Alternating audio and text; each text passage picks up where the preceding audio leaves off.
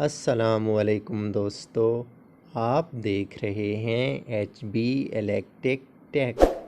दोस्तों, आज की वीडियो में हम 240 स्क्वायर की XLPE एलुमिनियम केबल की टर्मिनेशन किट इंस्टॉल करेंगे और टर्मिनेशन किट इंस्टॉल करने के बाद हम केबल को मेजर करना भी सीखेंगे। तो दोस्तों, जैसा कि आप देख रहे हैं कि ये हमारी single core aluminium XLPE cable है, जिसे हम मीडियम वोल्टेज यानी 11,000 वोल्टेज पर इस्तेमाल करते हैं। दोस्तों, पहले हम अपनी केबल की बनावट या अपनी केबल के मेन पार्ट्स को एक नज़र देख लेते हैं। उसके बाद दोस्तों, जैसा कि आप देख रहे हैं कि ये हमारे पास रैकम की एक टर्मिनेशन किट है। दोस्तों, हमारी किट में ये जो रेड कलर की स्लीव है, इसको हम नॉन ट्रैकिंग ट्यूबिंग कहते हैं। इसी तरह दोस्तों, ये ब्लैक हमारी स्ट्रेस कंट्रोल ट्यूबिंग है और ये हमारी सीलेंट टेप होती है। दोस्तों, ये हमारा केबल लग होता है और दोस्तों, ये वाइड फिलर स्ट्रिप है और दोस्तों, इसी तरह ये हमारा मॉइस्चर ब्लॉक या सिलिकॉन ग्रीस होती है। और दोस्तों, ये हमारा क्लीनिंग टिश्यू होता है, जिसकी मदद से हम कंडक्टर को या इंसुलेशन को साफ़ करते हैं। और दोस्तों, ये हमारा एमरी पेपर होता है। दोस्तों, अब हम टर्मिनेशन किट को इंस्टॉल करेंगे। तो दोस्तों, उसके लिए हम अपनी नॉन ट्रैकिंग ट्यूब की लेंथ के बराबर अपनी केबल के सिरे पे निशान लगा देंगे। उसके बाद दोस्तों, हमने जो निशान लगाया था उससे 60 से 70 mm छोड़ के उससे आगे की आउटर शीट को नाइफ़ की मदद से रिमूव कर देंगे। अब दोस्तों, हम 8 से 10 आर्मर्ड वायर को केबल अर्थिंग के लिए छोड़ देंगे और बाकी सारी आर्मर्ड वायर को हेक्सा ब्लेड की मदद से काट देंगे, जैसा कि दोस्तों आप देख रहे हैं।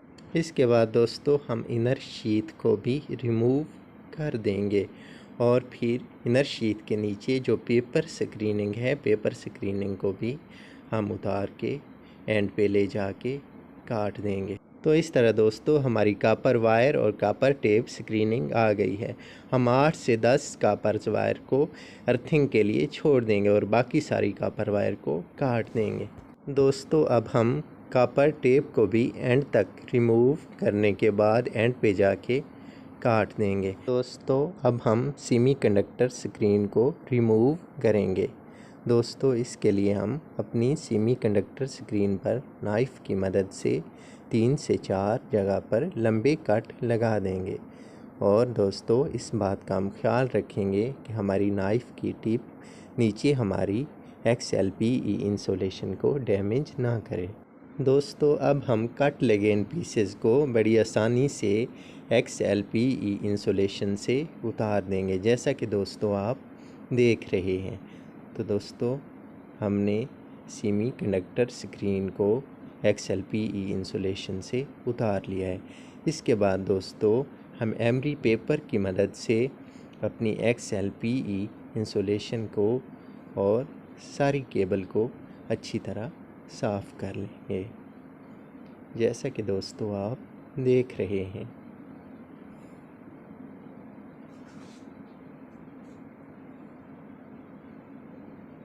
अच्छी तरह हमने सारी केबल को साफ़ कर लेना है।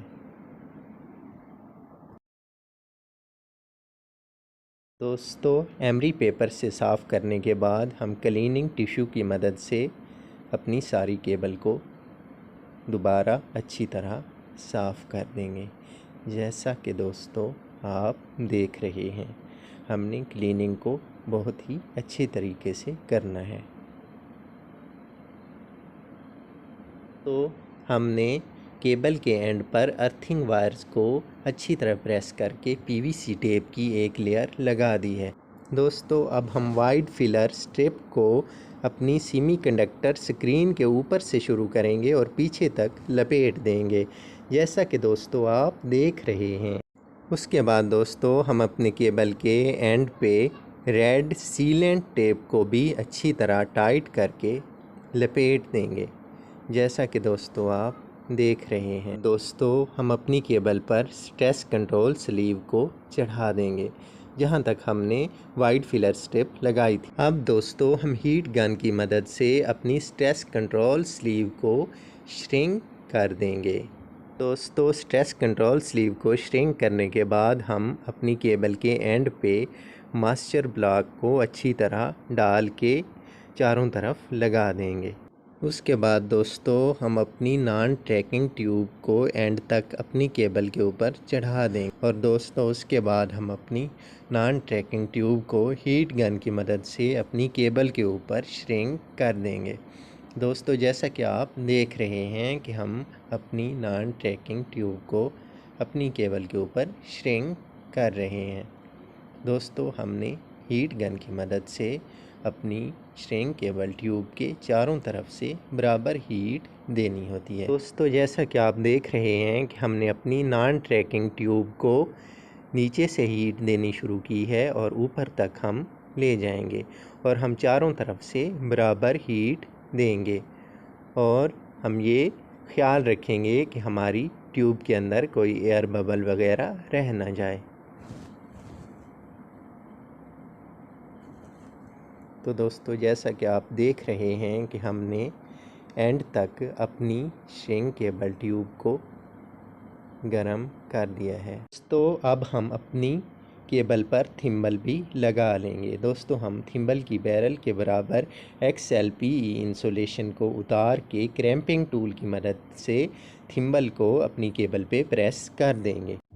दोस्तों जैसा कि आप देख रहे हैं कि हमने अपनी तीनों केबल्स पे केबल लेग्स को इंस्टॉल करके ऊपर से इंसुलेशन स्लीव्स को गर्म कर दिया है। दोस्तों इस तरह हमारी टर्मिनेशन किट कंप्लीट हो गई है।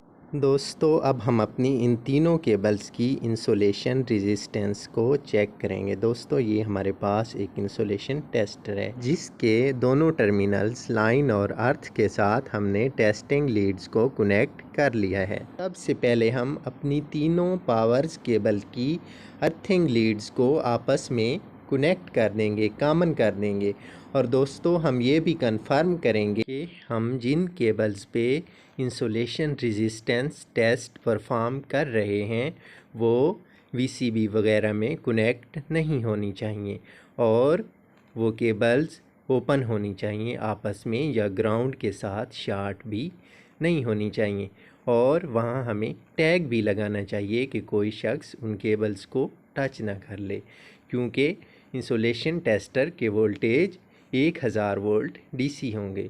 दोस्तों ये सारी एहतियाती तदाबीर अपनाने के बाद हम अपने इंसुलेशन टेस्टर की ब्लैक टेस्टिंग लीड जिसे हमने मीटर के अर्थ टर्मिनल के साथ कनेक्ट किया था उसे ला के हम तीनों केबल्स की कॉमन अर्थ वायर के साथ कनेक्ट कर देंगे। तो दोस्तों जैसा कि आप देख रहे हैं कि हमने अपने इंसुलेशन टेस्टर की ब्लैक टेस्टिंग लीड को तीनों केबल्स के कॉमन अर्थ पॉइंट के साथ कनेक्ट कर लिया है।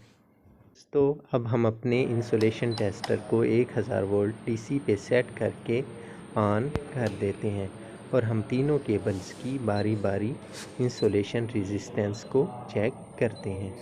तो दोस्तों जैसा कि आप देख रहे हैं कि हम पहली केबल की इंसुलेशन रेजिस्टेंस चेक कर रहे हैं जो कि इन्फिनिटी है, मतलब हमारे मीटर की मेजरिंग रेंज से बहुत ज़्यादा है। तो दोस्तों जैसा कि आप देख रहे हैं कि हमारा मीटर मेगा ओम में रेजिस्टेंस को मेजर कर रहा है। इसी तरह दोस्तों अब हम दूसरी केबल की इंसुलेशन रेजिस्टेंस को भी चेक कर लेते हैं। दोस्तों जैसा कि आप देख रहे हैं कि हमने दूसरी केबल के साथ रेड टेस्टिंग लीड को कनेक्ट किया हुआ है और इसकी रेजिस्टेंस भी इन्फिनिटी है। और दोस्तों इसी तरह हम अब तीसरी केबल की इंसुलेशन रेजिस्टेंस भी मेजर कर रहे हैं। तो दोस्तों ये भी इन्फिनिटी है। दोस्तों जैसा कि आप देख रहे हैं, तो दोस्तों अब हम अपनी मीटर को बंद कर देते हैं। तो इस तरह दोस्तों हमारी तीनों केबल्स की इंसुलेशन रेजिस्टेंस ओके है। तो दोस्तों अब हम अपनी केबल्स को हाथ लगाने से पहले हम अपनी तीनों केबल्स को डिस्चार्ज करेंगे, वरना केबल्स को हाथ लगाने पे हमें अर्थ शॉक लग सकता है। तो दोस्तों हम वायर का एक पीस लेके बारी बारी अपनी तीनों केबल्स को डिस्चार्ज कर रहे हैं। दोस्तों, डिस्चार्ज करने के बाद हम अपनी केबल्स को हाथ लगा सकते हैं। दोस्तों, इस तरह हमारी केबल्स पर इंसुलेशन रेजिस्टेंस टेस्ट मुकम्मल हो गया है। हमारी केबल्स की इंसुलेशन रेजिस्टेंस ओके है। इजाज़त चाहूँगा दोस्तों, हमेशा की तरह इसी रिक्वेस्ट के साथ कि please like, share and subscribe.